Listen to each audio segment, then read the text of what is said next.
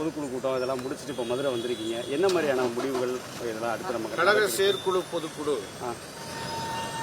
மிக சிறப்பாக நடக்கிறது. பொதுச் செயலாளர் அண்ணன் எடப்பாடியார் அவர்கள் 210 தொகுதிகளில் வெற்றி பெறுவோம் என்று நம்பிக்கை தெரிவித்திருக்கிறார். நம்பிக்கைகள் தான் நாளையாக மலர்கிறது. நம்பிக்கைகள் ஒருபோதும் வீண் போவதில்லை. ஆக அந்த நம்பிக்கையில் அண்ணா திராவிட முன்னேற்ற கழகத்தின் ஒட்டுமொத்த நிர்வாகிகளும் தொண்டர்களும் நாங்கள் வீடு நடை போடுகிறோம். நிச்சயமாக மக்கள் எங்களுக்கு ஒரு நல்ல பரிசை வழங்குவோம். தமிழக முதல்வர் தொடர்ந்து மதுரை நோக்கி பயணம் பண்ணிக்கிட்டு இருக்காரு. மதுரை வந்து அதிமுகவுடைய இல்ல திமுகவுடைய கோட்டை தான் அப்படின்ற மாதிரி சொல்லிட்டு இருக்காரு. இதை எப்படி பாக்குறீங்க? இதை ஒரு காலத்தில் அவருடைய அண்ணன் அழகிரி இருக்கிற போது மதுரைக்குள்ளே நுழைவதற்கு பயந்தவர் தான் இன்றைய முதலமைச்சர் திரு மு.க. ஸ்டாலின். இப்போது அவர் வந்து போகிறார். மதுரை என்பது அண்ணா திராவிட முன்னேற்ற கழகத்தின் எஃகு கோட்டை. இந்த கோட்டையில் எந்த கொம்பனும் ஊடுருவி ஓட்டை போட முடியாது என்று நாங்கள் சவால் விட்டு சொல்கிறோம். பல கோடி ரூபாய் ஊழல், பதவி பறிப்பு, கைது இப்படியா போய்கிட்டு இருக்கக்கூடிய மதுரை மாநகராட்சி மேயர் இல்லாத ஒரு மதுரையா இருக்கு. மாமதுரை இப்படி இருக்கு.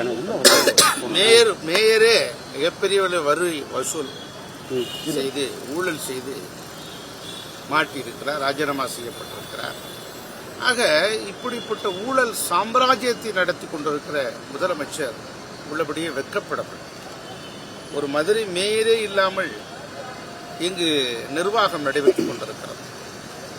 ஒரு பக்கம் KN நேருவினுடைய ஊழல் அம்பலப்படுத்தப்பட்டிருக்கிறது. 1000 கோடிக்கு மேலாக மணல் கொள்ளையில் திரு துரைமுருகனுடைய ஊழல் வெளிவந்திருக்கிறது. இப்படி துறைதோறும்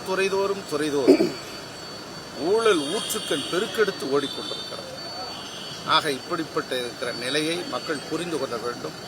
திராவிட முன்னேற்ற கழகத்தினுடைய அரசை வீட்டுக்கு அனுப்ப வேண்டும்.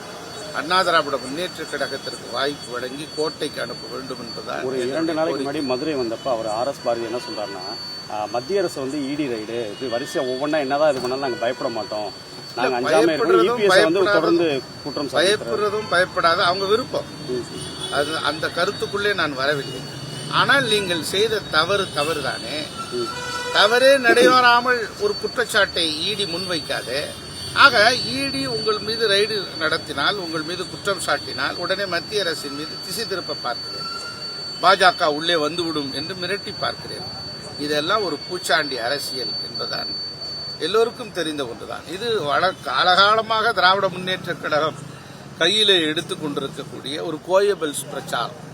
தமிழக வெற்றி கழகம் பாண்டிச்சேரியில் நடத்துறாங்க. அது ரேஷன் கடை இருக்கு இல்ல அப்படின்னு ஒரு பேசு பொருளா போய்கிட்டு இருக்கு.